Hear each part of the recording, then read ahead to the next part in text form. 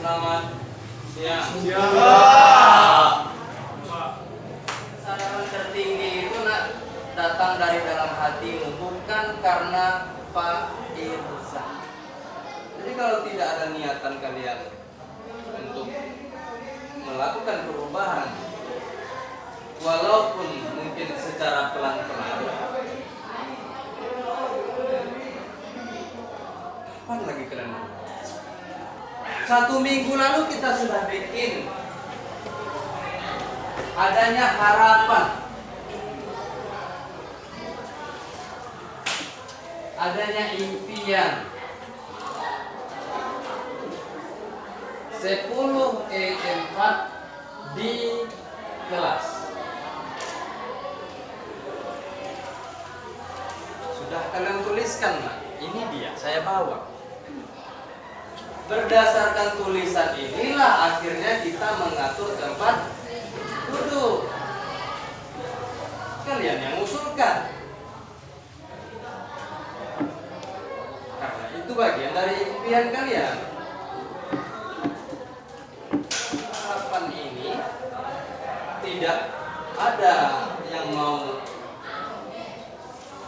mengusahakan agar tercapai, ya nggak akan pernah tercapai. Nanti kalian gunting ini, kalian tempel, bikin tambahan lagi di situ.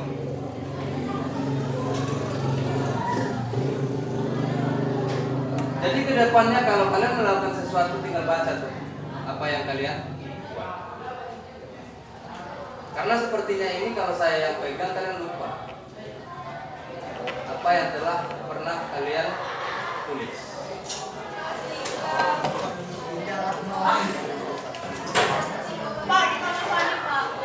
Hah?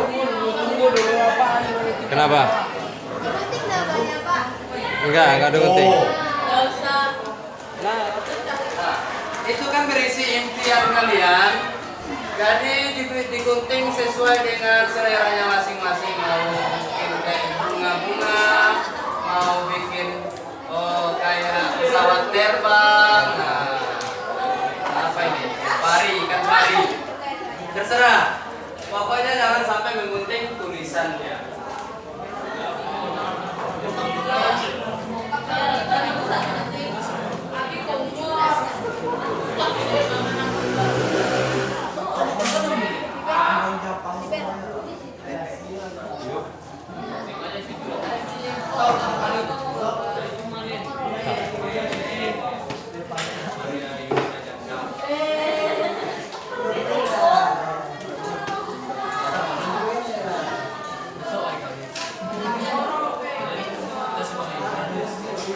Nah, ini adalah yang bagi yang sudah menggunting, silakan dilem.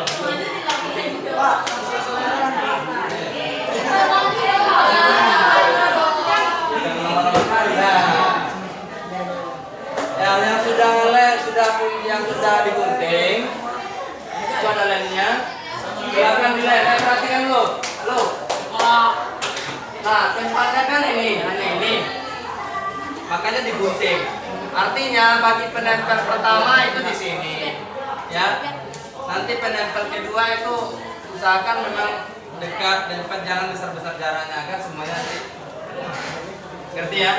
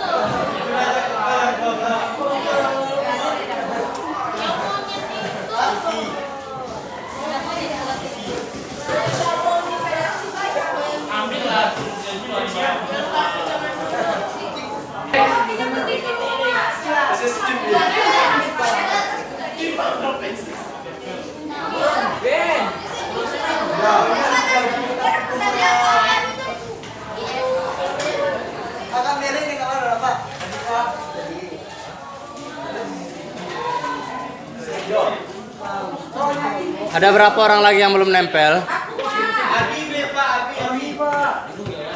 Tahu mana, Pak?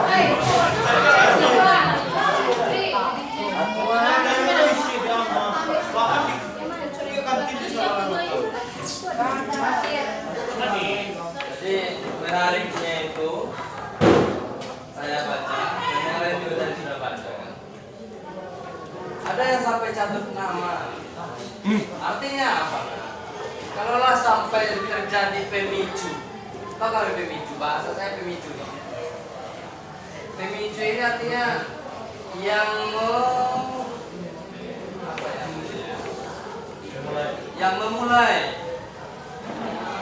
Yang memulai keributan, yang menjadi sumber keributan. Misalnya kamu tidurmu itu akan membuat keributan yang lain. Woi, malu, woi, tidur akan itu pemicu. Saya ada fotonya. Tidurnya di sudut. Jadi ini nak, ini adalah impian kalian semuanya. Ada 31 orang yang berharap program ini tenang, bisa belajar dengan tenang. Kalau mau ribut itu ada tempatnya, ada masanya, ada waktunya. Kayak tadi saya biarkan kalian duduk berkelompok, ributlah. Itu waktunya, ada waktunya. Tapi kalau gurunya tidak ada mengaturmu dalam duduk berkelompok, dia hanya sedang menjelaskan, maka diamlah. Karena itu waktunya diam. Tapi ketika guru sudah membagi kelompok, menyuruhmu berdiskusi, berarti itulah saatnya kamu berbicara. Tapi yang kamu bicarakan adalah tema diskusi. Tema diskusinya nanti apa namanya itu bahasa Indonesia, yang kamu bicarakan Mobile Legends kan? Ya, jadi nanti saya bikin nih kesimpulannya di sini paling bawah.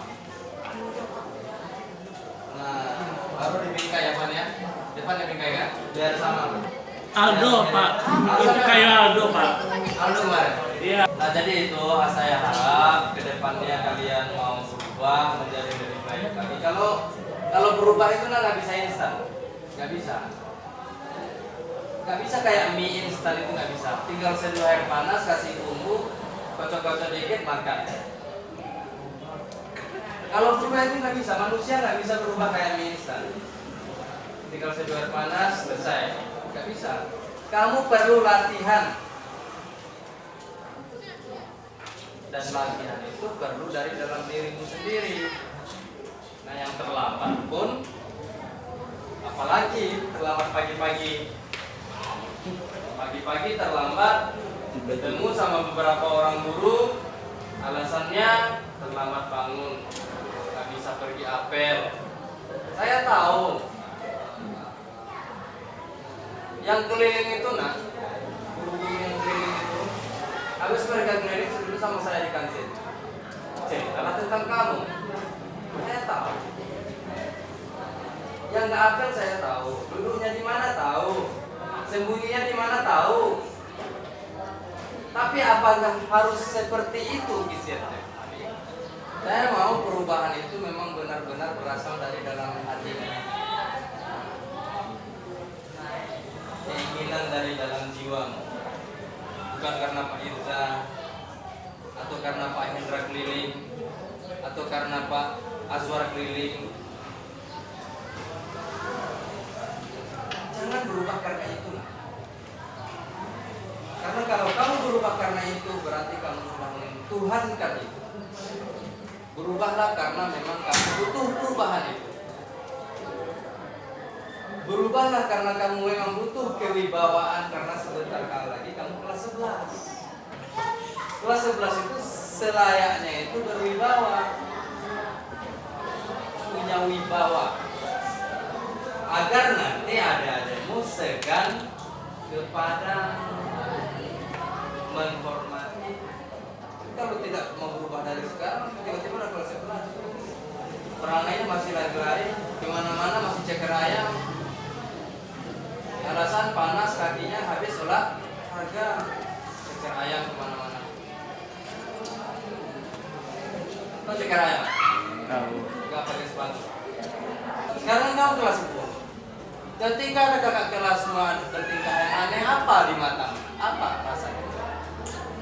Kan saya nggak bilang pula kelas 11 sama 12 sekarang ini sudah pada dewasa semua, enggak. Pasti ada juga yang masih bersikap seperti anak. Apa perasaanmu ketika melihat mereka bertingkah seperti anak? Tapi kamu bilang, Bapak itu, wih, kayak gitu. Nah begitulah kamu nanti ketika kelas 11 dilihat oleh adik. Makanya saya bilang, mulailah dari sekarang.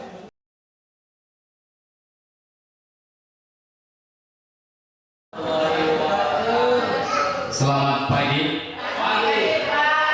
Semangat pagi. Baik, Bapak Ibu semuanya, terima kasih telah berkenan hadir di labor fisika kita ini untuk mengikuti diseminasi budaya positif di SMA Negeri 2 Sipora. Kegiatan ini adalah bagian dari salah satu tugas program guru penggerak. Aku salah satu calon guru penggerak angkatan 7. Tentunya ingin sekali memberikan materi ini kepada Bapak Ibu semuanya yang hadir pada hari ini.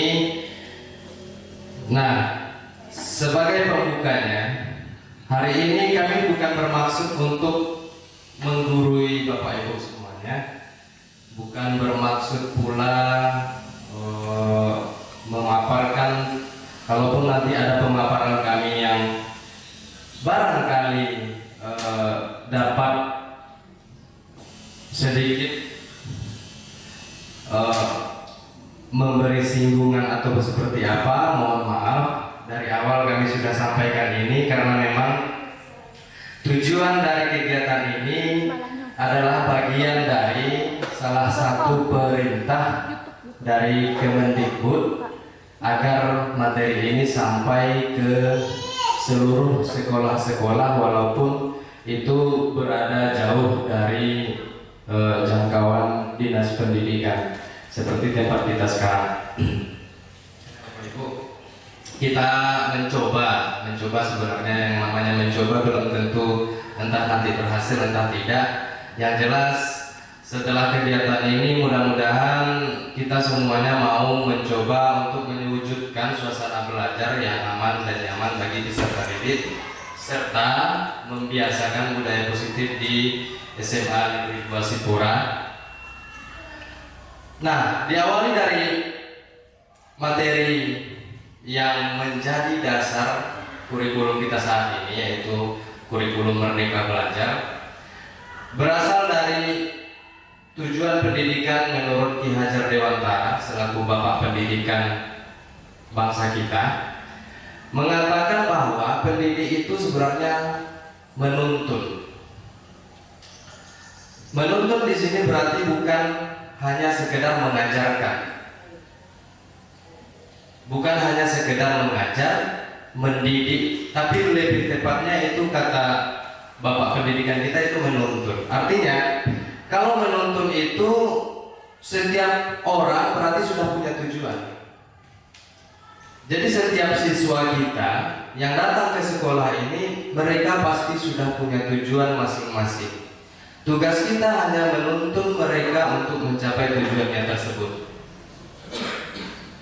Nah, itu berdasarkan apa yang dikatakan oleh Bapak Ki Hajar Dewantara.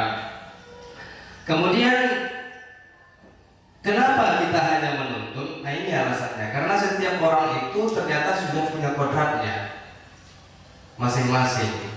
Sudah punya sifat bawaannya dari lahir. Terlebih-lebih nanti itu dibangun dalam keluarganya, dibangun dalam lingkungannya. Nah, kita tidak terlalu banyak bicara tentang teori ini karena mungkin barangkali kita mungkin sudah pernah baca seperti apa kodrat alam, kodrat zaman itu. Nah, ini Ki Hajar mengatakan peran pendidik itu sebagai petani. Petani. Nah, ini ada orang sedang bertani. Nah, petani itu diawali dari memilih bibit, ya kan, seperti itu Bapak Ibu, memilih bibit. Kalau bibit sudah di tangan, tentu bibit ini kita lihat nih, bibitnya cocoknya di daerah yang rawa, di tanah yang lembab sedikit, atau bahkan hanya sekedar lembab, atau bahkan dia di tanah gembur atau di tanah liat bisa. Nah, harus kita lihat dulu apa tekstur tanah yang cocok dengan bibit itu. Nah, jadi kita diibaratkan sebagai petani. Nah, siswa kita inilah benih-benihnya. Nah, benih-benih ini, maaf saya pindah dulu. Jadi benih-benih ini kita tanam. Setelah kita tanam, tumbuh. Setelah tumbuh, tentu kita lihat pupuk apa yang tepat untuk benih tersebut atau sudah menjadi tanaman karena dia tadi sudah tumbuh. Nah, ini peran kita sebagai pendidik. Jadi nggak bisa kita samakan antara siswa A, siswa B, siswa C. Barangkali siswa A ini adalah benih bayam, lalu kita tanam di sawah yang sifatnya banyak air, yang nggak bisa tumbuh. Lalu ternyata padi ada dua macam, ada padi yang di tanah basah, ada padi yang berada di tanah kering. Padi tanah basah kita tanam di tanah kering yang nggak tumbuh subur. Nah, begitu juga siswa-siswi kita ini. Kalau kita tidak pahami dulu dia seperti apa keinginannya, mungkin kita akan kesulitan menuntunnya. Begitu. Nah, kelihatan Bapak Ibu? Terbaca atau tidak ya? Tidak ya? Ini adalah harapan siswa yang pernah saya tanyakan di beberapa kelas. Ini rangkumannya saja, saya pilih. Ada dua keinginan.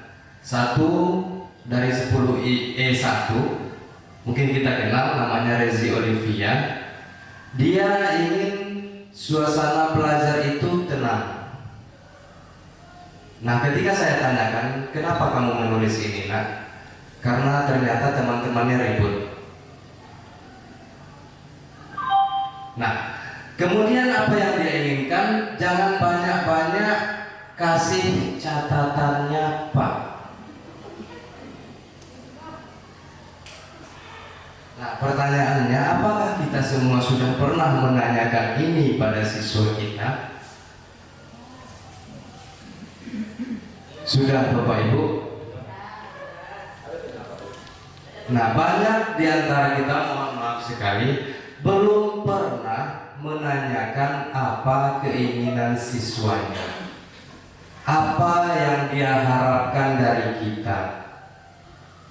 Saya saja baru kali ini, Bapak Ibu, jujur saja baru kali ini. Dulu pernah beberapa tahun yang lalu, dan itu sudah saya lupakan baru sekarang. Karena sesungguhnya filosofi Ki Hajar Dawantara ini bukan hal yang baru. Ini adalah ibarat kata orang Minang, mambangki batang tarandam. Sebenarnya filosofinya ini sudah lama, sudah sejak dulu kala. Dan filosofinya ini sudah menjadi logo Kemendikbud Tuturi Handayani, karena semboyannya itu Ing Ngarso Sungtolodo, Ing Madio Mangunkarso, Tuturi Handayani. Nah, Kemendikbud kita mengambil yang terakhir, Tuturi Handayani. Nah, bagaimana dengan Ing Ngarso Sungtologo, Ing Madio Mangunkarso ini? Sudah lama dipakai dalam kegiatan kepramukaan. Karena kebetulan ada Bapak pembina kita di sini. Itu sudah lama dipakai. Ing Ngarso Sungtolodo di depan menjadi teladan. ing Madio bangun karso, di tengah membangun karsa. Karsa itu harapan, dan di belakang memberi dorongan. Ini bukan sesuatu yang baru, cuman Kemendikbud hari ini Mas Menteri kita hanya membangkit batang yang sudah lama terendam dalam air, kembali digaungkan, kembali dipopulerkan. Nah, kita kembali ke sini. Nah, salah satu keinginannya itu jangan banyak catatan. Artinya anak ini lebih suka dengan praktek. Itu yang kita bicarakan tadi, perbedaan benih. Benih bayam kan bisa kita samakan dengan benih padi. Katakanlah si Rezi ini mungkin bayam, lalu kita tanam dia di sawah, susah, nggak tumbuh-tumbuh, bosan dia dengan kita. Apa ini macam ketahui se malih wak masuk. Akhirnya apa? Terjadilah 3 kali pipis, 2 kali dia. Pak, permisi Pak, pipis. 10 menit kemudian Pak, permisi Pak, 10 menit kemudian Pak, permisi Pak, haus. Karena apa tadi? Dia bosan. Nah itu. Kemudian yang ketiga, nah mungkin lain kali materinya sesekali kita ke lapangan Pak, supaya tidak bosan belajar di kelas. Butuh ke lapangan, lebih spesifikasi lagi dia. Tadi dia nggak mau banyak catatan, kemudian dia butuh ke lapangan. Artinya dia butuh contoh konkret terhadap apa yang kita ajarkan. Nah itu tipe belajarnya. Kita pergi ke Devan, di sampingnya. Ini Devan, anak saya 10 4. Apa katanya? Dia tidak terlalu banyak berbicara tentang pelajaran, tapi saya tertarik pada yang bagian bawahnya.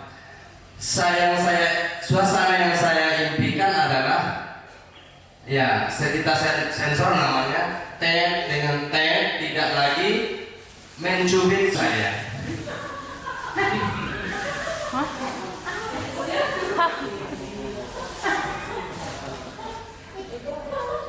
Ini fenomena Bapak, ini fenomena yang terjadi di kelas.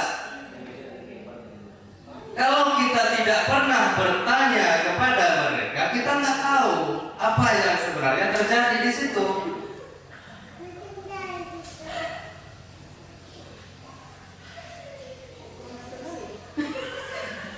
Lucu kan sebenarnya, lucu.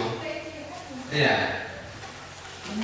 Lebih kepada pelecehan, tapi dia sebenarnya nggak marah, cuma dia terganggu. Dia nggak marah, nggak sempat mempermasalahkan itu panjang lebar, tapi dia terganggu dan dia curhatkan kepada saya. Karena memang waktu itu saya suruh mereka curhat apa aja tentang kelas ini, tentang saya juga boleh, terserah.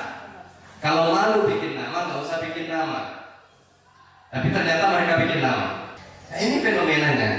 Dia butuh suasana tenang karena ternyata ada gangguan dari temannya. Nah ini tadi. Jadi banyak harapan-harapan siswa kita yang semestinya kita tanyakan, baik itu di awal pembelajaran atau di awal semester seperti saat ini.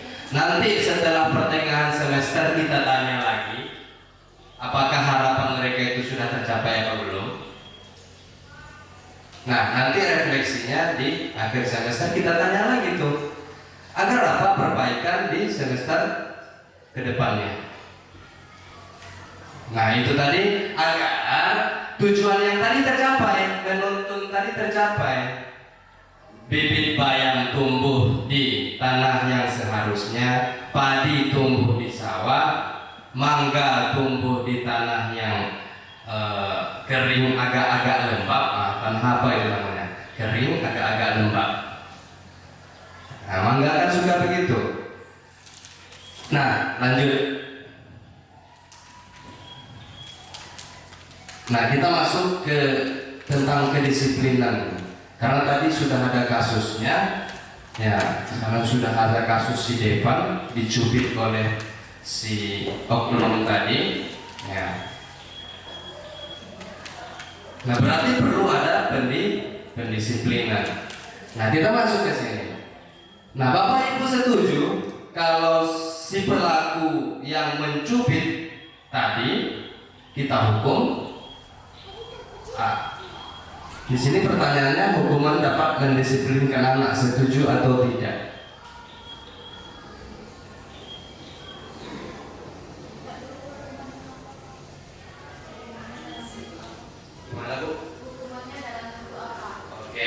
Lihat dulu hukuman dalam bentuk apa. Selamat datang Budi Lestari. Nah, jawaban dari salah satu guru kita, Bu Aini, katanya lihat dulu hukumannya dalam bentuk apa. Yang kedua, pemberian hukuman dengan hal positif seperti membaca atau membersihkan halaman sekolah dapat meningkatkan disiplin anak, setuju atau tidak?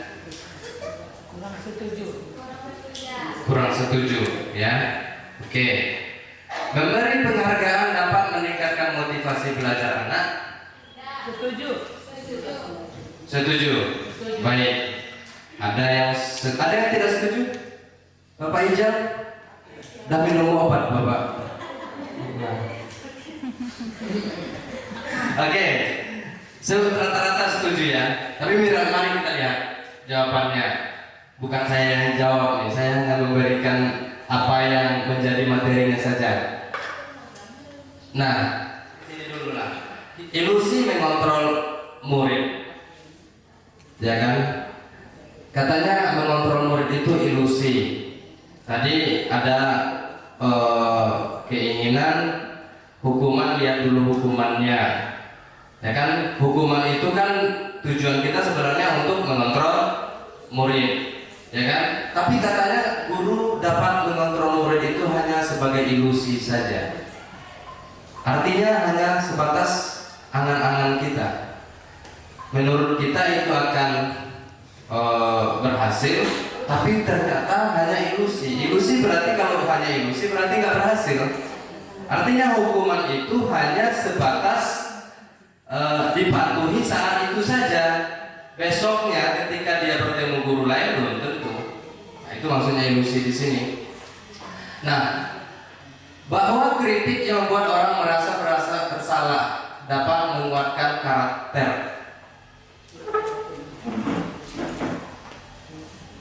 Nah, ketika kita kritik orang lain, itu ternyata hanya ilusi saja. Nah, kemudian yang selanjutnya, ilusi bahwa semua penguatan positif efektif dan bermanfaat. Ini juga ternyata ilusi. Nah, bagaimana yang seharusnya? Kita masuk ke tabel ini saja. Nah, stimulus respon dan teori kontrol. Kita ambil contoh yang pertama saja. Kita mencoba mengubah orang agar berpandangan sama dengan kita. Artinya dengan cara menghukum tadi, ya kan? Kalau kita hukum dia, berarti kita paksa dong untuk mengikuti kita. Katanya itu teori kontrol berpandangan seperti ini. Kita berusaha memahami pandangan orang lain tentang dunia.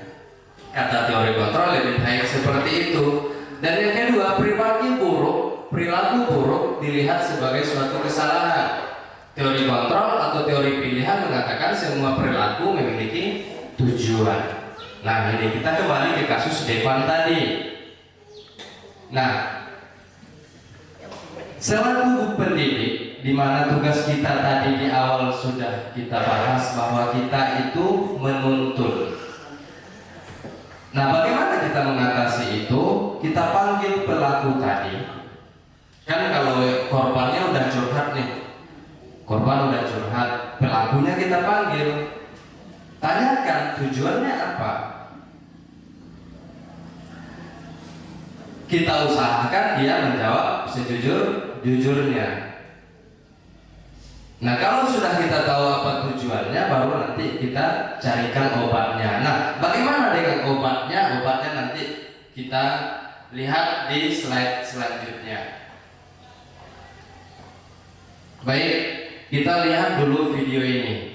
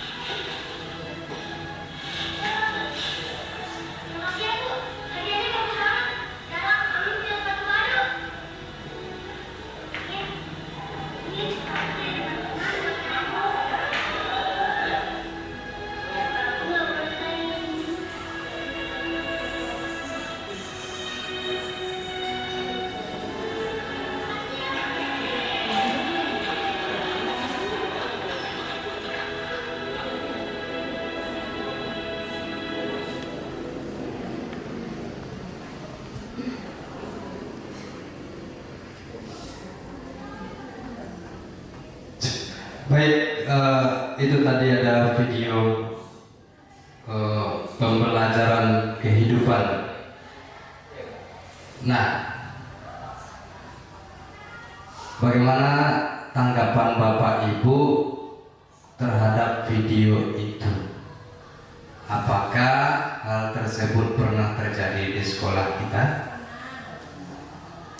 Atau apakah kasus yang serupa, ya walaupun kasusnya bukan sepatu, tapi serupa dengan video tadi pernah terjadi di sekolah kita? Sering? Pernah? Baik, terima kasih Bapak Ibu. Nah, kita konversikan ke kasus yang tadi, yang sebelumnya, si Deva. Kita konversikan. Bagaimana kalau saya selaku wali kelasnya, hei, kamu yang mencubit si Deva, besok kalau kamu cubit lagi, gak usah datang ke sekolah. Saya yakin mereka akan benar-benar gak datang ke sekolah. Karena apa? Karena langsung kita cap, langsung kita berikan dia judge, tanpa kita tanyakan dulu apa maksud dan tujuannya melakukan itu. Boleh saja dia memang kurang bercanda di rumah, gak ada teman bercanda, maka ketika ke sekolah dia lampiaskanlah hasrat untuk bercandanya itu. Nah, itu perlu kita selesaikan. Kita tanyakan dulu baru kita carikan obatnya. Nah, apakah siswa kita di sini banyak yang ketika kita lihat istirahat, nah kenapa nggak pakai sepatu? Sepatu saya basah, Pak, kemarin hujan. Nah, apakah, mohon maaf, apakah ada guru yang ketika melihat siswa seperti itu lalu tiba-tiba sandalnya disita? Ada. Di labor masih ada 1 karton sandal, Bapak Ibu. Di labor yang karpet merah, 1 karton Aqua Sajur sandal sitaan dari guru. Mohon maaf sekali, karena memang ini harus harus kita sampaikan, karena memang Kemendikbud ingin guru-gurunya berubah gitu.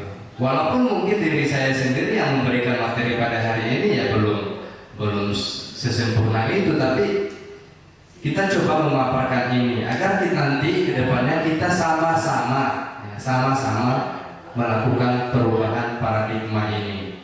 Nah, kembali ke kasus sepatu yang tersita yang banyak di labor kita itu, pernahkah kita tanyakan mengapa dia pakai sandal? Iya. Kan boleh sharing ya? Boleh, sangat boleh, Bu. Kalau saya pribadi, suara saya cukup besar. Oh iya. Kalau saya pribadi, ketika saya piket, saya lihat anak pakai sandal jepit misalnya nih di kelas atau berkeliaran, memang saya sita. Saya taruh di dulu kita ada meja piket itu kan di luar. Nah, nanti setelah pulang sekolah ambil lagi ya. Tak pernah saya sampai di situ bertahan sampai berminggu-minggu, berbulan-bulan. Pulang sekolah mereka ambil lagi. Cuma dikasih tahu kan, jadi kalau ke sekolah itu nak pakai sepatu. Jadi kalau pulang sekolah jangan kemana-mana dibawa sepatunya biar jangan basah. Sampai di rumah bisa dijemur, dikeringkan. Karena kalau sandal jepit ini kan apalagi sandal swallow, ini biasanya dipakainya ke kamar mandi atau kita kalau di rumah lah. Nanti pulang sekolah ambil lagi, itu boleh ditanya tuh, diambil lagi sandalnya gitu loh. Kalau misalnya kita mau suka mungkin boleh, tapi kita suruh ambil lagi gitu. Baik. Itu aja. Iya, terima kasih tanggapannya. Nah, itu yang ingin kita minta di sini, ada tanggapan gitu, ada feedback.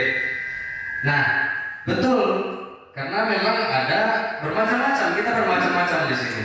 Banyak kepala, banyak ide, banyak pikiran berdengung. Berarti saya harus di sini. Nah, saya tidak mengatakan tadi semua guru berbuat hal seperti itu, dan saya tidak pula mengatakan ada yang itu kan salah satu contoh di lapor ada buktinya gitu kan, memang benar-benar tidak dikembalikan. Berarti apa? Siswa tersebut pasti pulangnya dengan jalan kaki tanpa alas kaki. Nah, sebenarnya itu kalau versi saya itu kasihan sekali ya kan, kok segitunya ya, tapi itulah yang ingin kita rubah gitu, itulah yang paradigma itu yang kita ingin selesaikan, kita tuntaskan, dan kita cari obatnya di masa yang akan datang. Bagaimana kita mengatasi ini gitu. Kemudian seperti tadi, mohon maaf, kita biarkan dia dari pagi sampai pulang tanpa alas kaki. Nah, mohon maaf itu dapat dapat memicu dongkol terhadap guru, Bapak Ibu. Dia bisa-bisa tidak suka sama kita bertahun-tahun, karena dia bukan manusia dewasa. Siswa ini bukan orang dewasa yang ketika dia salah, kemudian dia merenung, dia akui kesalahannya, bukan. Mereka belum dewasa, mereka bukan seperti itu. Dia masih, emosinya masih bergejolak. Ketika dia marah pada guru A, bisa jadi itu berbulan-bulan bahkan bertahun-tahun. Dan itu juga menurut saya dapat memicu nanti tugas tidak dikerjakannya. Ketika kita kasih tugas, dia tidak kerjakan. Karena apa? Karena tadi ada yang masih mendongkol dalam jiwanya. Nah, bagaimana itu mengatasinya? Nanti ada di slide selanjutnya. Nah, ini kita bahas dulu sedikit tentang disiplin. Nah, tadi beberapa kasus tadi itu butuh pendisiplinan. Pendisiplinan menurut kita hari ini bahwasanya anak itu harus mengikuti aturan. Tapi ternyata paradigma itu salah kaprah. Ya, menurut teorinya. Karena sesungguhnya disiplin itu berasal dari bahasa Latin disiplina, yang artinya belajar, Bapak Ibu. Jadi disiplin bukan mengikuti aturan, tapi belajar. Nah, mereka butuh proses. Siswa-siswi kita ini butuh proses agar nanti mereka menjadi manusia dewasa yang mempunyai karakter yang baik. Nah, ini saya tidak terlalu banyak membahas teori, sedikit-sedikit saja. Oke. Bagaimana mengatasinya? Nah, kita pahami dulu apa motivasi siswa ini.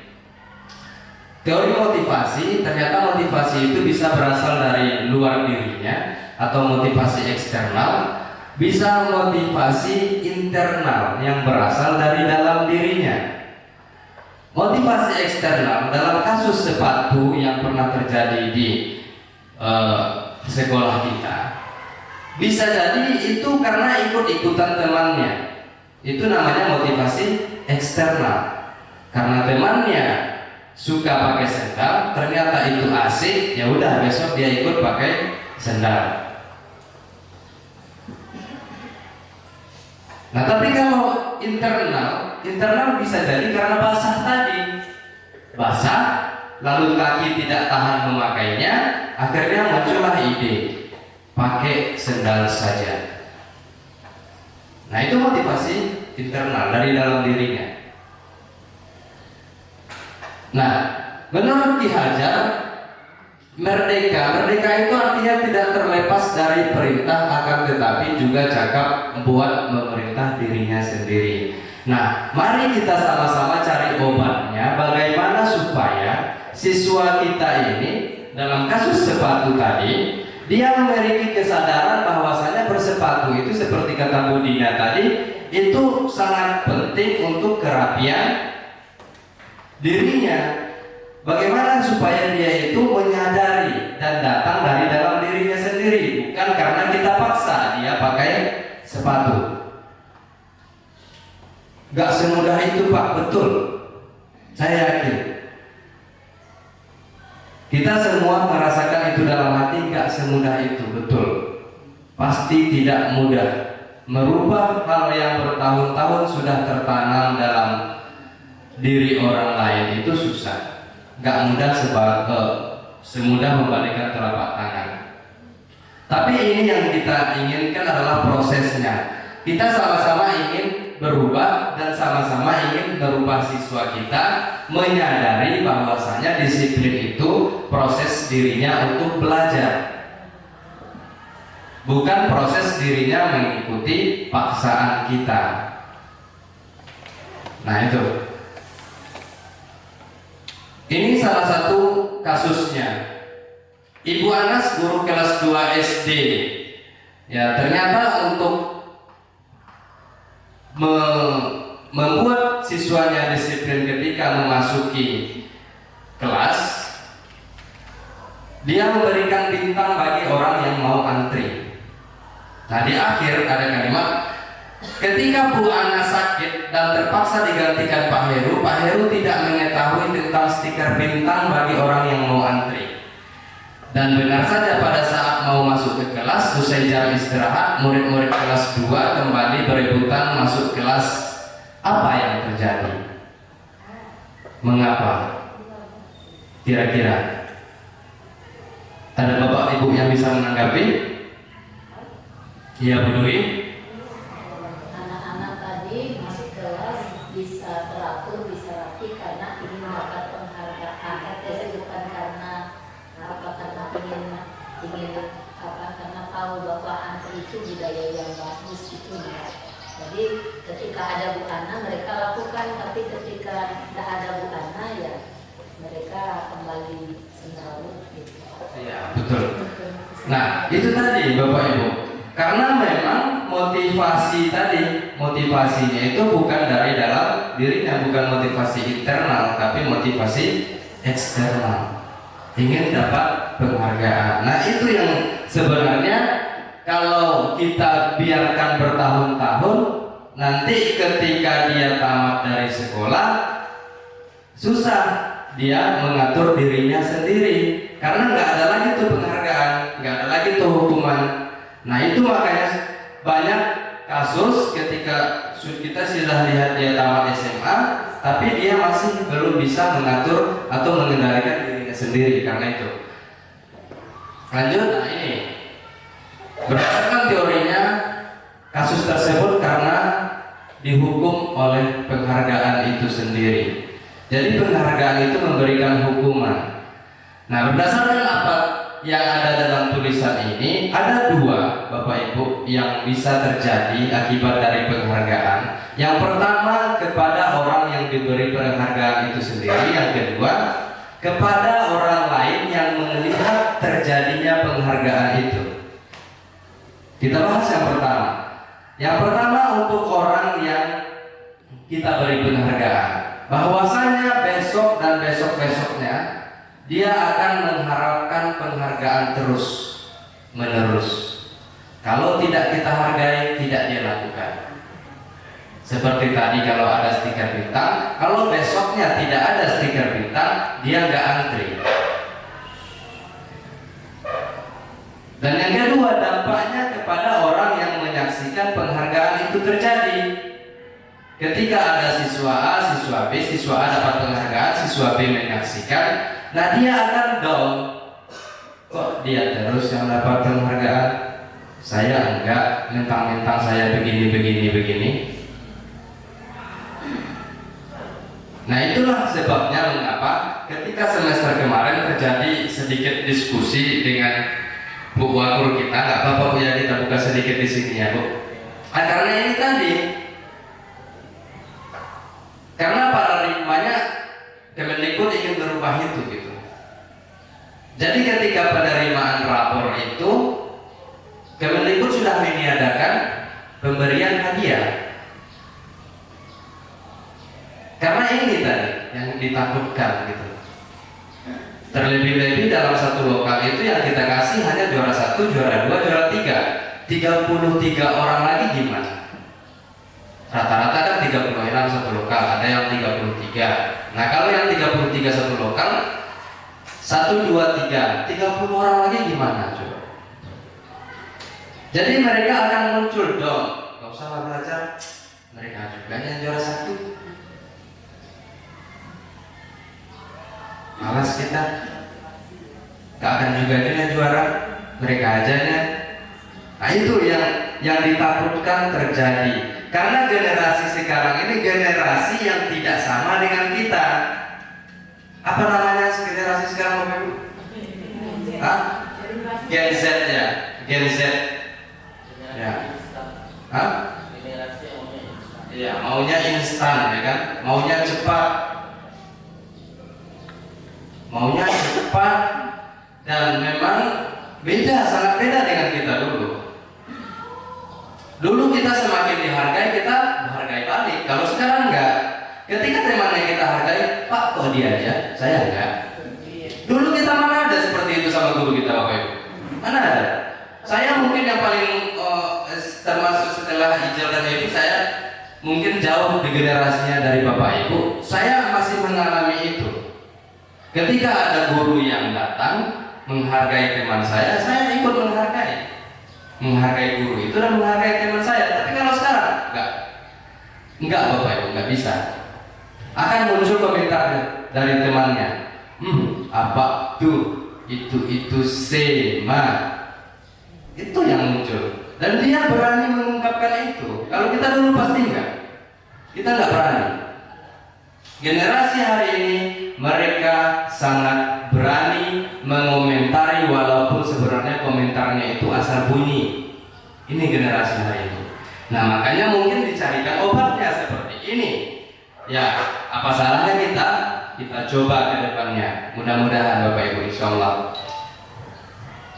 Kemudian kasus yang lain, karena memang 2 minggu inilah kerja saya Bapak Ibu, mencari tahu saya ini di mata orang lain seperti apa, terutama di mata siswa. Nah, kata 10 S1 yang satu bikin nama, satu enggak. Kan saya selalu katakan sama mereka kalau malu bikin nama, malas, ingin mengungkapkan sesuatu tapi takut sama saya, nggak usah bikin nama. Tapi kalau merasa berani sama saya, lebih bagus lagi saya bilang. Jadi ada yang bikin nama, ada yang enggak. Nah, yang satu kata Rizkia Pinanda, mungkin Bapak Ibu kenal. Ya, jangankan dari sana, dari sini aja susah membacanya. Dia mengatakan, Bapak menjelaskan saja Pak, biar siswa yang menyimpulkan. Ini anak kita ini kan, dia yang nulis. Jadi katanya saya menjelaskan saja, biar siswa yang menyimpulkan. Apa maknanya di sana Bapak Ibu? Dia bosan melihat kita ceramah terus. Dia juga pengen ceramah gitu loh. Nah mari kita berikan kesempatan itu kepada mereka di setiap pembelajaran kita nanti ke depannya. Apalagi katanya, tapi dia suka dengan catatan, banyak catatan oke. Berbeda dengan contoh yang sebelumnya tadi, jauh selain yang tadi ya kan. Dia tidak suka banyak catatan, tapi ini suka banyak catatan. Tapi dia tidak suka gurunya terlalu banyak celoteh. Jelaskannya sedikit biar dia yang menyimpulkan. Nah itu harus kita kasih panggung Bapak Ibu. Kalau tidak kita kasih panggung sama dia, maka percayalah dia akan bikin keributan di kelas. Karena ada gejolak dari dalam jiwanya ingin menyampaikan sesuatu, sementara nggak kita akan pernah kasih panggung. Kemudian adakan kuis setiap 2 minggu. Dia butuh kuis.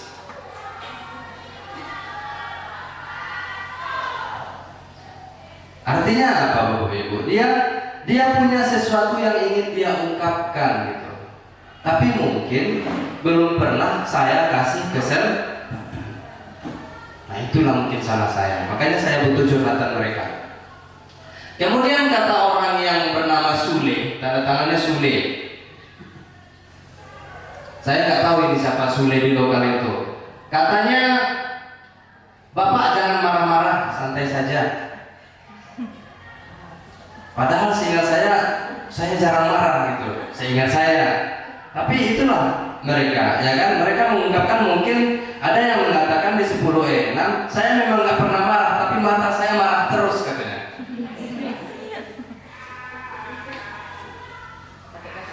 Iya, mata saya yang marah terus katanya. Tiap hari Bapak marah sebenarnya Pak, marahnya di mata katanya. Nah, Sule mengatakan jangan banyakin catatan Pak. Jadi ada dua keinginan yang berbeda di lokal itu Bapak Ibu. Artinya ada dua jenis gaya belajar. Ada dua jenis gaya belajar yang kita dapatkan di lokal yang sama. Ya, mulai dari video tadi hingga ke kasus ini, artinya tiap siswa itu berbeda-beda keinginan. Kita kembali sedikit singgung yang tadi masalah benih. Tiap siswa kita ini benihnya beda-beda. Nah, ini tadi kita temukan di lokal yang sama. Ada yang ingin banyak catatan, oke, tapi saya nggak boleh banyak bicara. Kasih dia kesempatan. Kata Sule, banyak catatan oke, tapi saya nggak boleh banyak bicara. Tapi kata Sule, jangan banyakin catatan Pak. Nah, bagaimana kita mengaduknya nanti Bapak Ibu? Bagaimana kita mengaduk pembelajaran di lokal itu? Nah, nanti kita lihatkan banyak obatnya sebenarnya, tapi mungkin kedepannya kita sama-sama latihan untuk menerapkannya. Nah, ini salah satu masalah guru hari ini. Tadi masalah siswa, sekarang masalah gurunya. Nah, nanti ada obatnya setelah ini. Nah, di postingan ini di sosial media ya, salah satu artikel yang dibuat di sosial media. Kalau tidak bisa dibaca dari sana, biar saya bacakan. Seperti belajar naik sepeda, orang yang nggak pernah naik sepeda nggak bisa langsung diminta untuk ngebut. Bisa-bisa jatuh, berdarah, sakit, akhirnya kapok untuk naik sepeda lagi. Implementasi kurikulum Merdeka pun harusnya sama. Belum pernah tahu, belum pernah pakai sebelumnya, yang nggak bisa langsung dipaksa buat mahir, buat jago, nggak bisa juga memulainya harus dari bikin administrasi.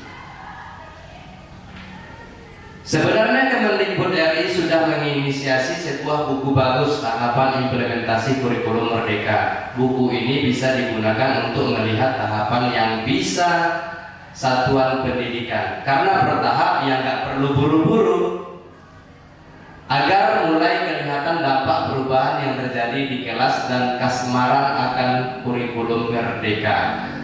Beda kalau dipaksakan, kalau diburu-buru, kalau langsung harus mahir, kalau mulainya dari administrasi bisa-bisa kapok dan ilfil akan kurikulum Merdeka ini. Jadi apa Bapak Ibu? Kemendikbud RI pun nggak nuntut kita langsung bisa. Kita nggak mesti harus langsung jadi orang yang jago, yang mahir dalam segala hal, enggak. Mereka butuh prosesnya juga. Artinya dari banyak kasus tadi, kita pun tidak dituntut langsung dari dokter spesialis yang bisa mengobati semua penyakit, enggak. Tapi pelan-pelan kita mulai carikan obatnya. Kalau misalnya jantung berdebar-debar, jangan kita kasih ke dokter ginjal.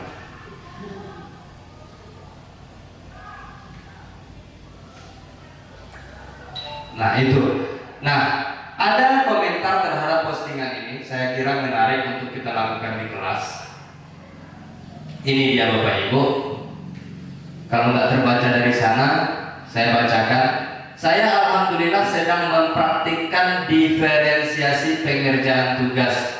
Jadi tugasnya semuanya sama, tapi dikerjakan sesuai dengan minat dari setiap siswa.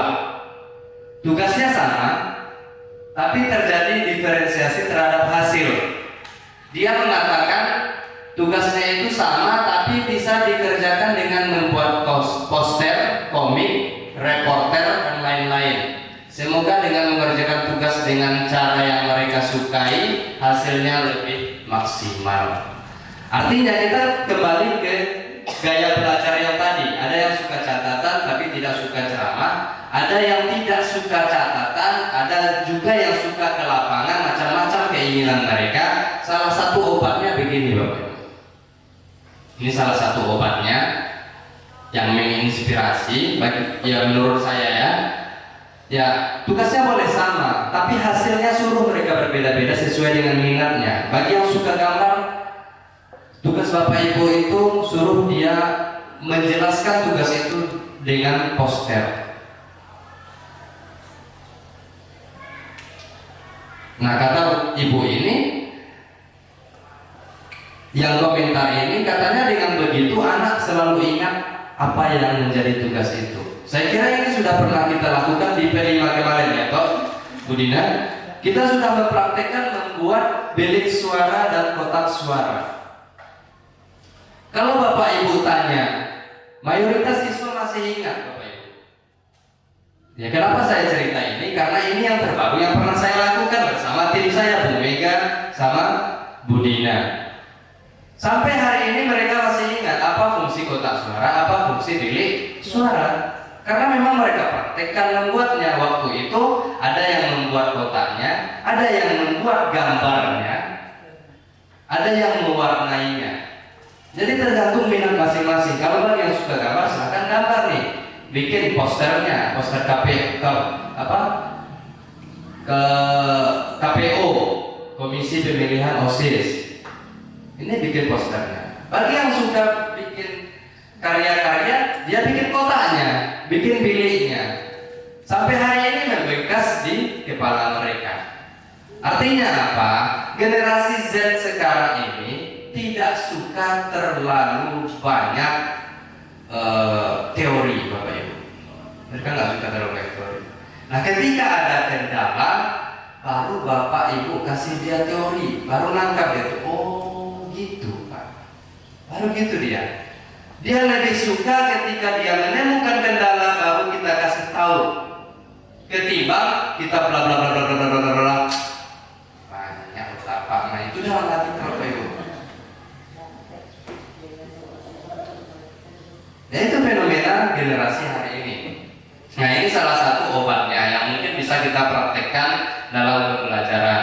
Nah obat-obat yang lain nanti kedepannya setelah ini kita masing-masing carilah. Jadi kapan apresiasi atau penghargaan itu diberikan? Ya, karena tadi salah satu contohnya si Rizky suka kuis. Kuis biasanya ada hadiah. Ada siswa yang suka hadiah dikasih penghargaan, ada siswa yang tidak suka mungkin.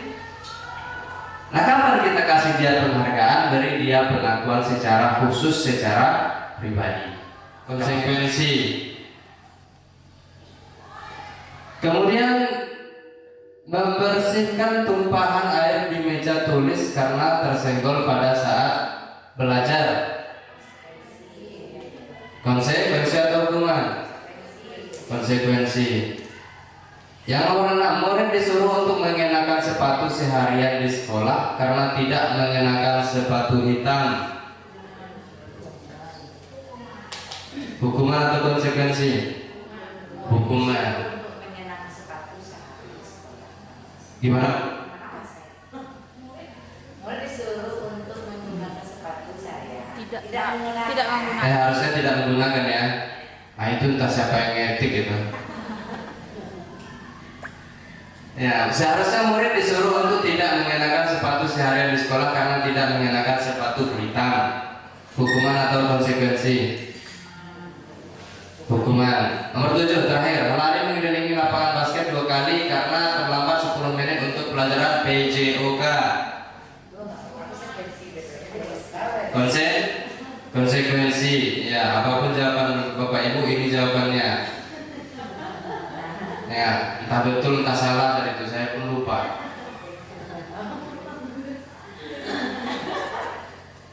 Ada yang betul, ada yang salah? Betul semua. Betul semua. Alhamdulillah. Betul semuanya. Ya, betul semua, hebat semua. Hebat.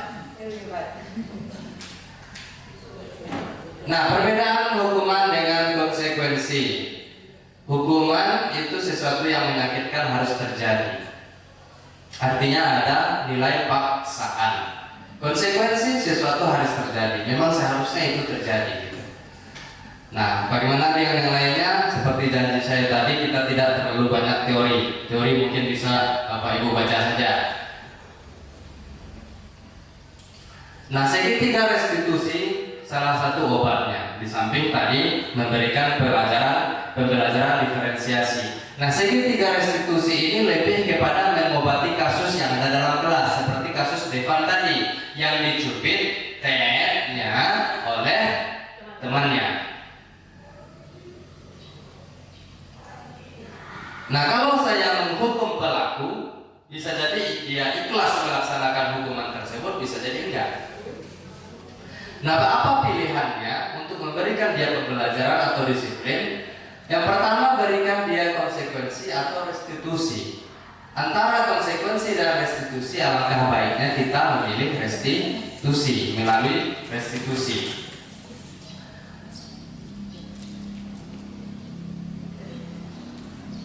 Nah, 9 ciri-ciri restitusi. 1. Bukan untuk menebus kesalahan, memperbaiki hubungan, menawarkan atau memberikan dia pilihan, tapi bukan paksaan. Dan yang keempat, restitusi menuntun. Restitusi mencari kebutuhan dasar, restitusi diri, restitusi fokus pada karakter, restitusi fokus pada solusi, dan mengembalikan yang berbuat salah pada kelompoknya. Nah, ini 9 ciri restitusi. Solusi yang terbaik berdasarkan materi ini. Nah, bagaimana kita melaksanakan restitusi? Atau sebelum melaksanakan restitusi itu, kita buat dulu keyakinan kelasnya. Apa yang mereka yakini di dalam kelas itu secara bersama-sama.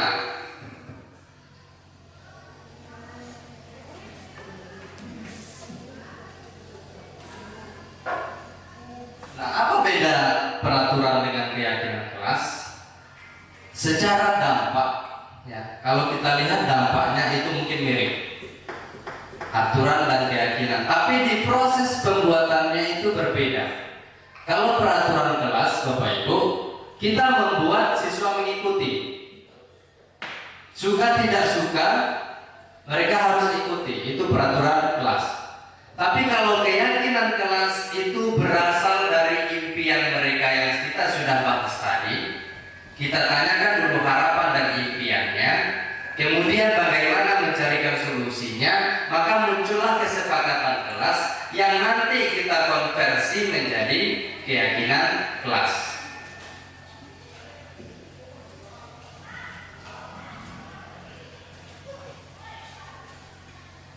Nah, ini impian siswa. Impian siswa di 10E6. Mari kita perhatikan Bapak Ibu.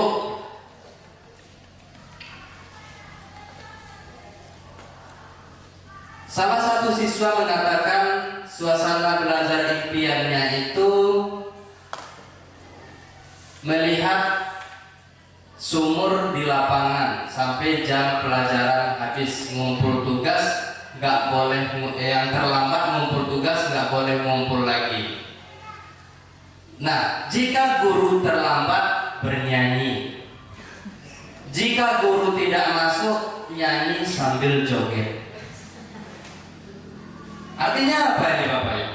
Kalau saya pribadi mengartikan ini, bahwa sebenarnya siswa pun butuh penjelasan dari kita kenapa kita terlambat. Kadang-kadang kita lupa Bapak, kita menanyakan siswa kenapa kamu terlambat. Kamu terus yang terlambat. Tapi ketika kita terlambat, pernahkah kita menjelaskannya? Selalu ya Bapak Ibu. Ya, alhamdulillah kalau selalu menjelaskan kenapa kita terlambat. Tapi ya kalau terlambat. Tapi lucunya di sini,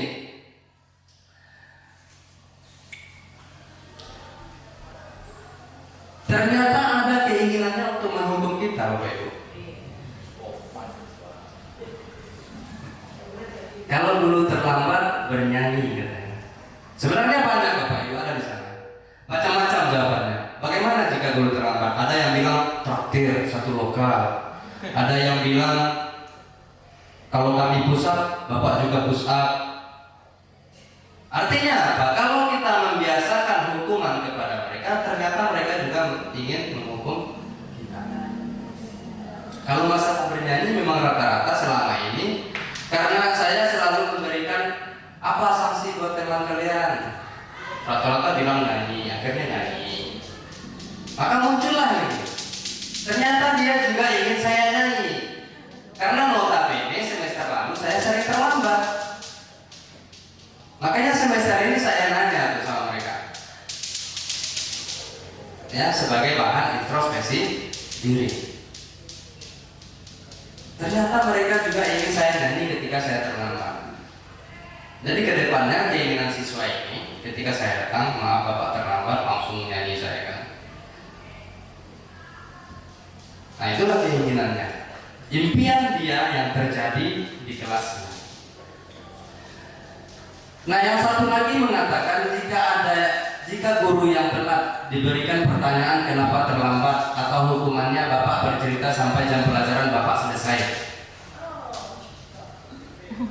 Cerita bukan belajar, dia suruh bercerita, suruh saya berdongeng. Jika guru tidak masuk, senang dan gembira karena maunya main-main, bercerita, bercanda, tertawa-tawa bersama-sama teman. Itu pun kalau nggak ada tugas yang dititip oleh guru lain.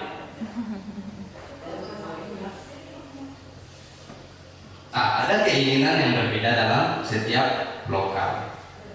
Nah ini sangat menggambarkan bahwasanya ada dua kalau menurut saya. Yang pertama keinginan yang berbeda, yang kedua ternyata ada hasrat bagi mereka menghukum gurunya ketika terlambat.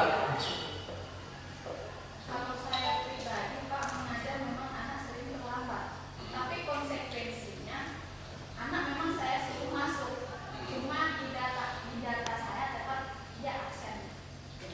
Anak masuk tetap itu di jam. Iya. Anak tetap masuk. Anak tetap masuk. Anak Tapi di administrasi. karena saya mengeluarkan anak tidak. Itu membuat anak boleh masuk, tapi di data saya dia absen. Oke. Nah, bagaimana tanggapan Bu Blendina? Kalau begitu, Gimana? kan kalau apa yang katanya dia aktif, kalau saya dari baru saya tanya dia, tapi kalau tidak terlalu masuk, tapi kalau apa jangan terlalu paling kalau saya kasih hukuman itu yang biasanya nggak kasih kenapa mungkin kasih kenapa apa dia tidak mengulangi. Iya. Kalau demokrasinya ya kalau temannya bilang nggak apa-apa, paling-paling kalau tidur, nah saya sebelum ke depan silakan bergerak dulu, ajak paling nggak SPP gitu aja. Tapi kalau untuk kasih dia statusnya nggak kasihan juga anaknya nanti ya kan apa juga dia kasihan kok, kemudian kan berpengaruh juga mengenai dia gitu. Kalau dia dinyatakan juga Oke. Iya, ada dua. Sebaiknya kalau kita mau memberikan sesuatu kepada anak, seharusnya hukumannya kita harus bicarakan di awal dulu, harus ada kesepakatan kelas dulu. Kalau itu kita mengasih suatu peraturan dari diri kita saja, itu mengakibatkan anak jadi dongol, nggak enak. Ya kalau memang konsekuensi kesepakatan kelasnya anak terlambat absen, otomatis dia siap dengan risiko yang harus mereka risiko yang harus mereka dapatkan. Tapi kalau hanya kita yang berperaturan, itu tidak ada kesepakatan kelasnya. Baik. Terima kasih tanggapannya Bapak Ibu. Nah itu dia yang mau kita kejar hari ini. Kita aja di sini berbeda pendapat, begitu kan? Berbeda pendapat. Yang inilah yang ingin disamakan oleh Kemendikbud. Guru-gurunya harus satu persepsi. Agar tidak terjadi lagi perbedaan persepsi guru A mengatasi siswa dengan cara begini, guru B mengatasi siswa dengan cara begini, guru C dengan cara begini. Nah, Kemendikbud ingin dengan cara yang sama walaupun nanti di lapangannya strateginya berbeda-beda. Tapi Kemendikbud ingin kita mengatasinya dengan cara restitusi. Nah, sekarang karena tadi harapan-harapan siswa, sekarang kita buat dulu harapan Bapak Ibu gurunya seperti apa.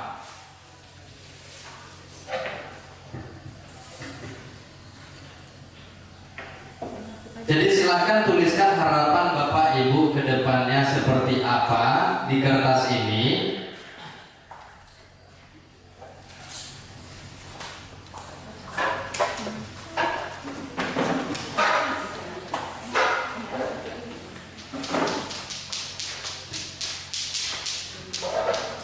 Impian, harapan ke depannya seperti apa? Silahkan dituliskan. Karena tadi kita sudah baca harapan-harapan siswa, nah sekarang harapan gurunya. Kemudian nanti kalau sudah dituliskan silahkan buat menjadi pesawat. Bisa melipatnya menjadi pesawat Bapak Ibu.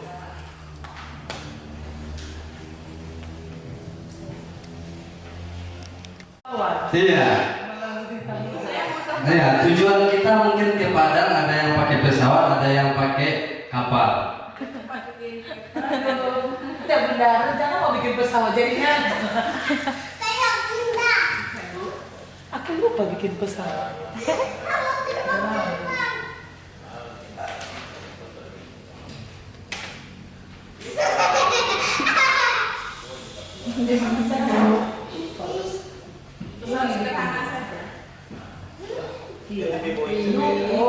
Oh, jadi kapal bambu kan? Kapal bambu. Enggak deh. Kok kapal bambu lambe jalannya? Mana benda? Tidak apa-apa. Pengen juga bikin pesawat. Kita bikin satu lagi. Nah ini aja, ini cara beda. Udah, siap. Kalau Bapak Ibu mohon berdiri. Mohon berdiri, kemudian berdiri sejajar di sini, Mas. Di sini.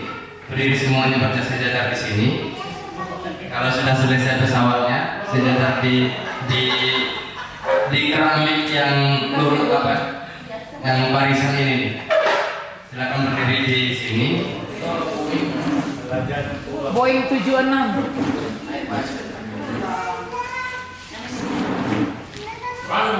Di sini Bapak Ibu, di yang lurus ini, sejajar, ya berdiri sejajar.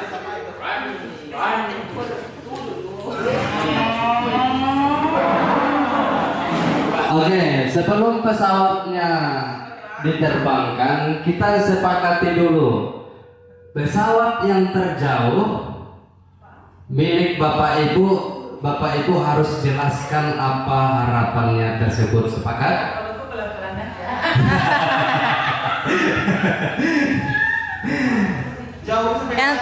Yang paling jauh, ya, yang paling jauh sampai ke depan, maka dia harus menjelaskan harapannya tersebut. Baik, 1, 2, 3.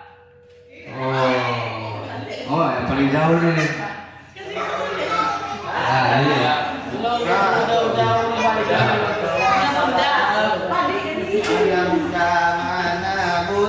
Nggak ada namanya.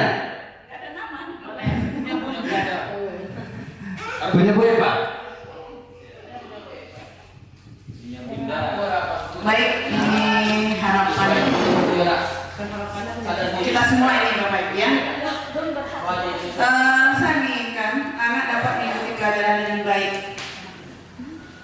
dan dapat paham dengan apa yang saya jelaskan dan apa yang saya berikan nanti dapat diimplementasikan dalam kehidupan sehari-hari. Kenapa saya katakan dapat diimplementasikan dalam kehidupan sehari-hari? Karena di sana ada pelajaran kimia yang berkaitan dengan kehidupan sehari-hari. Jadi mereka tahu bahan kimia itu yang ada yang berbahaya dan ada yang bisa digunakan dalam kehidupan sehari-hari dan dapat bermanfaat dalam kehidupan kita sehari-hari. Dan ini juga menjadi salah satu modal untuk mereka untuk dapat mengetahui kebaikan dan keburukan dunia itu. Jadi yang pertama itu dapat mengikuti pelajaran dulu dengan baik. Gitu. Terima kasih. Baik, terima kasih Bu Eva sudah menjelaskan dan memaparkan kepada kita. Berikan tepuk tangan. Harapan Bu Eva untuk siswanya ke depan. Nah, itu tadi namanya pesawat harapan. Loyo. Ada yang memang betul-betul diterbangkan hingga sampai ke depan. Ya, ada yang itu tadi kurang gas itu, kurang minyak bakar, kurang bahan bakar. Nah, jadi begitulah kehidupan ini, Bapak. Begitulah kita jadi guru ini. Kita harus punya media, dan media itu harus kita buat dengan serius, sebaik mungkin agar tujuan itu benar-benar sampai di depan. Kalau pesawatnya itu hanya sekedar lipat, nah itu filosofinya. Pesawatnya hanya sekedar lipat, kemudian bahan bakarnya pun kurang, pesawatnya sayapnya kurang seimbang antara kiri dan kanan, akhirnya kayak pesawatnya Bunaya tadi kembali ke dia. Nah itu permasalahan sayap itu, berbelok lagi berbelok ke dia. Iya. Nah, jadi itu filosofinya. Jadi mari kita ke depannya kita menyiapkan media pembelajaran sebelum masuk ke dalam kelas. Kita buatkan pesawat yang bagus. Kita siapkan bahan bakar yang bagus. Dan kita seimbangkan sayap kiri dan kanannya agar pesawat itu benar-benar sampai. Nah, itu filosofi dari pesawat harapan ini, Bapak Ibu. Nah, bagaimana membuat keyakinan kelas tadi yang kita bahas sebelumnya bisa seperti ini? Ya kan, kita buat di karton, mereka menempelkan masing-masing harapannya, lalu di bawahnya ada kesimpulan. Nah, seperti apa kesimpulannya? Bisa seperti ini. Misalnya 1, malu datang terlambat, malu membuat keributan, malu jika tidak atau terlambat mengumpulkan tugas. 2 kali mengumpulkan saking semangatnya mengetik itu, Bapak Ibu. Sadar bahwa bully itu tidak baik. Misalnya seperti itu. Diawali dulu harapan-harapan mereka di atas di sini. Di sini. Nah, baru kesimpulannya ada di sini. Barulah nanti kita memberikan dia konsekuensi terhadap apa yang pernah dilakukannya berdasarkan keyakinan kelas ini. Kita tinggal menagih, kan keyakinan kelas itu kalian yang bikin, kan gitu. Nah, ini dia segitiga restitusi. Nah, jika ada yang tidak disiplin, nah kita tinggal menagih keyakinan kelas tadi, Bapak Ibu. Nah, tapi kita harus memberikan kalimat-kalimat agar dia tidak merasa terlalu bersalah, agar ke depannya dia merasa kita hanya ingin menanyakan alasannya kenapa dia berbuat seperti itu, karena tadi sudah kita singgung bahwa setiap perbuatan itu pasti ada tujuannya.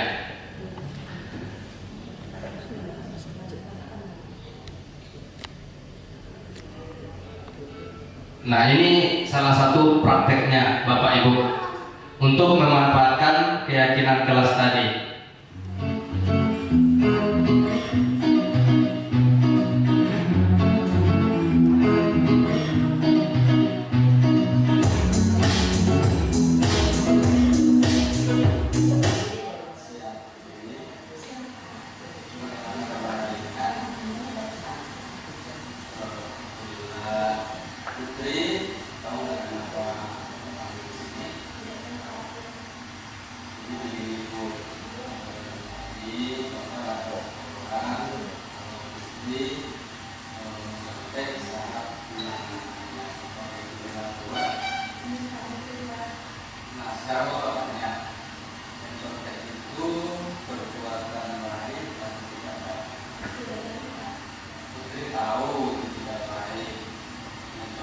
itu adalah sebuah kesalahan yang dilakukan.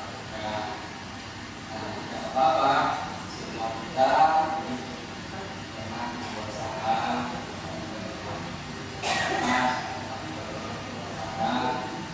jadi Bapak tidak mencari siapa yang salah jika sebelum dilakukan cuma tindakan itu apa alasan penting untuk tadi selama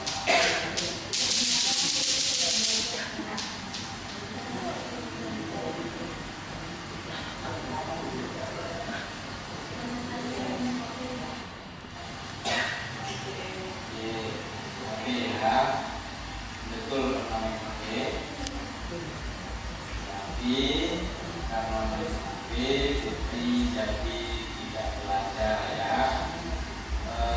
main HP-nya sampai malam.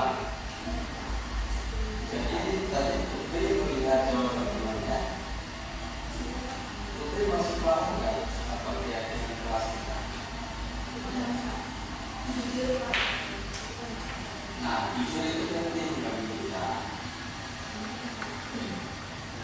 Ya, bagi kita nilai jujur. Nah,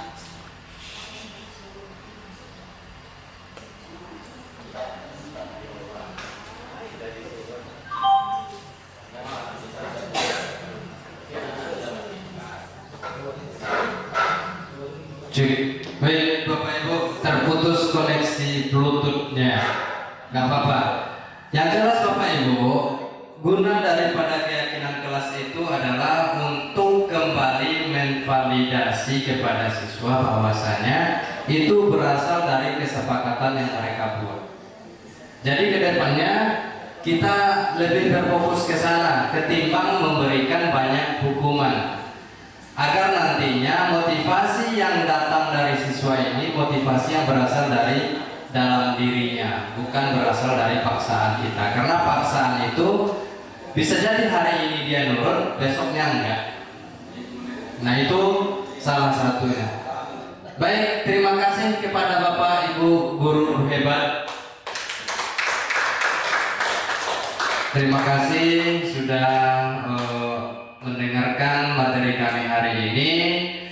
Mohon maaf jika ada kesalahan dan mohon maaf pula jika ada kata-kata yang dapat menyinggung ataupun dari contoh-contoh yang dipaparkan itu tidak lebih dari yang lain kecuali keinginan kami, keinginan kita bersama untuk merubah metode mendisiplinkan siswa-siswi kita di SMA Negeri 2 Sipora.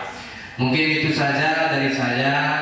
Kalau ada kebaikan itu berasal dari Allah Subhanahu wa taala, kalau itu keburukan itu berasal dari diri saya sendiri melalui godaan setan yang terkutuk. Yang mohon maaf, wabillahi taufiq wal hidayah. Terima kasih. Selamat siang. Semangat, semangat.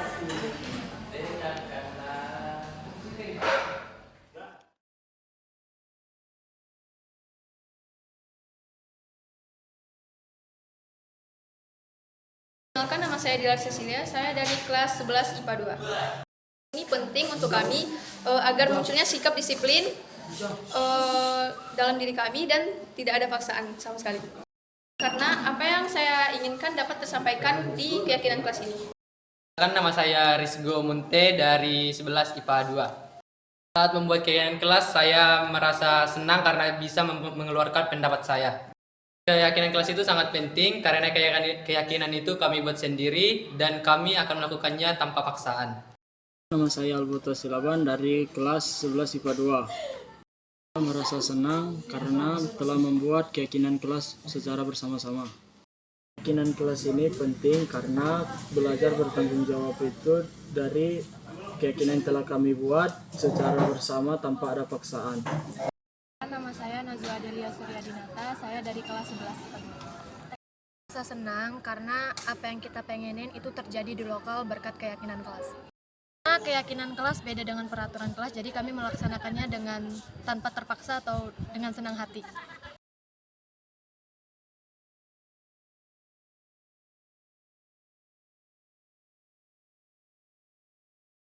Assalamualaikum warahmatullahi wabarakatuh. Perkenalkan, nama saya Mutia Al-Fajrin. Saya berasal dari guru SMA Negeri 2 Sipora, tepatnya guru BK, yaitu bimbingan konseling. Menurut saya, seminar budaya positif yang dilaksanakan oleh guru penggerak dapat membantu saya untuk memposisikan di mana diri saya, apakah saya sebagai teman, sebagai manajer, ataupun sebagai penghukum pada siswa. Nah, di sini juga saya dapatkan bahwasannya ternyata reward dan punishment itu tidaklah baik untuk dunia pendidikan, yang membuat saya paham bahwa selama ini yang kami lakukan belumlah tepat untuk siswa dan siswi kami. Saya harapkan semoga sekolah sering melaksanakan hal ini melalui guru penggerak, sangat membantu kami untuk melaksanakan pendidikan yang baik bagi siswa kami. Lalu bahwasannya keyakinan kelas dapat membantu siswa kami untuk bisa disiplin, dan melaksanakan disiplin itu baiklah dari segi intrinsik, di mana intrinsik itu ada berasal dari siswa kami sendiri. Kami harap bahwasanya siswa kami bisa melakukan disiplin itu dari dirinya sendiri, bukan dari guru ataupun karena sesuatu hal yang membuat dia itu adalah dalam dirinya sendiri. Oke, mungkin itu saja dari saya. Sekian, terima kasih. Terima kasih guru-guru hebat, guru-guru penggerak yang ada di Indonesia. Semoga pendidikan kita semakin sukses. Terima kasih. Assalamualaikum warahmatullahi wabarakatuh. Perkenalkan, nama saya Azhar Jamar. Saya guru di SMA N2 Sipora, Kabupaten Kepulauan Mentawai. Umpan balik atau terkait dengan kegiatan guru penggerak di sekolah kami, saya merasa sangat banyak memberikan dampak positif terhadap kegiatan, baik itu proses belajar mengajar maupun dalam proses sosialisasi sehari-hari tentang program dan aktivitas guru penggerak ini. Salah satunya di mana memberikan dampak positif terhadap kami para guru-guru. Para guru penggerak tersebut memberikan contoh yang baik dalam hal baik itu metode mengajar, baik itu dengan cara kegiatan-kegiatan positif lainnya yang dilaksanakan di sekolah. Itu sangat memberikan dampak yang sangat berarti bagi kami. Salah satu kemarin contohnya itu tentang budaya positif yang telah diselenggarakan di sekolah kami. Para guru penggerak di sekolah ini memberikan contoh yang sangat baik bagaimana cara guru tersebut, misalkan ketika ada siswa kita tidak disiplin, apa sanksi atau punishment yang diberikan kepada siswa itu. Dari guru penggerak tersebut memberikan contoh kepada kami bagaimana cara yang baik untuk memberikan punishment kepada siswa. Jangan dengan cara langsung memberikan sanksi lagi, hanya ditanyakan dulu sebaik mungkin kepada siswa itu apa permasalahannya. Jadi sangat positif kegiatan guru penggerak ini di sekolah ini memberikan kami paradigma baru terhadap pendidikan itu seperti apa. Yang dahulunya kami ketika ada siswa bermasalah kami langsung mengambil tindakan, maka dengan adanya budaya positif yang dilaksanakan kemarin oleh guru-guru penggerak di sekolah ini, maka kami dapat merubah mindset kami tentang masalah siswa itu seperti apa. Jadi kami sangat mengapresiasi kegiatan guru penggerak ini di sekolah ini, sehingga nantinya kami berharap guru-guru penggerak di sekolah ini dapat terus memberikan dampak positif terhadap kami para guru-guru dan juga siswa yang ada di sekolah ini, sehingga kegiatan belajar mengajar di sekolah ini, kegiatan sosialisasi di sekolah ini, baik itu kegiatan intrakurikuler dan ekstrakurikuler dapat berjalan dengan baik. Khususnya kami para GTK dapat mencontoh dari guru-guru penggerak ini, karena memang betul guru penggerak ini sangat-sangat memberikan manfaat yang cukup besar bagi mindset kami untuk dalam hal proses kegiatan belajar mengajar ke depannya. Saya rasa itu dengan adanya guru penggerak, kegiatan belajar menjadi kreatif, efektif dan efisien. Saya rasa begitu. Dan satu lagi pesan kepada guru penggerak, jangan pernah lelah memberikan contoh yang baik kepada kami. Saya rasa itu. Terima kasih. Wabillahi taufiq wal hidayah. Wassalamualaikum warahmatullahi wabarakatuh. Assalamualaikum warahmatullahi wabarakatuh. Selamat siang dan salam sejahtera untuk seluruh guru-guru hebat di Indonesia dan terkhususnya di SMA Negeri 2 Sipora. Tanggapan saya terkait dengan program dari guru penggerak di SMA Negeri 2 Sipora itu sangat bagus sekali, di mana dalam gempuran berbagai macam aplikasi di dunia digital yang sudah mempengaruhi anak-anak kita di saat ini, yang mana di sana banyak sekali beberapa informasi negatif yang mereka dapatkan tanpa pengawasan kita langsung. Dengan program guru penggerak ini dapat saya simpulkan bahwa pengaruh atau dampak negatif informasi yang anak-anak kita itu dapatkan dapat kita cegah dengan cara untuk membangun kesadaran intrinsik yang dimiliki oleh peserta didik kita, sehingga mereka itu dapat lebih bijak dalam memilih dan menyeleksi semua informasi yang dia dapatkan, sehingga dia dapat menumbuhkan rasa kesadaran terhadap dirinya sendiri dan berperilaku baik di lingkungannya tanpa harus ada hukuman atau konsekuensi yang harus mereka terima apabila mereka melakukan kesalahan, karena mereka sendiri sudah tahu apa yang harus mereka lakukan di lingkungan sekolah, keluarga, dan di lingkungan masyarakatnya. Saya harapkan untuk program ini tetap terus berlanjut dan menjadi batu loncatan bagi dunia pendidikan agar membangun penerus bangsa yang memiliki karakter dan budi pekerti yang baik dan dapat menyukseskan pendidikan ke depannya. Terima kasih. Assalamualaikum warahmatullahi wabarakatuh.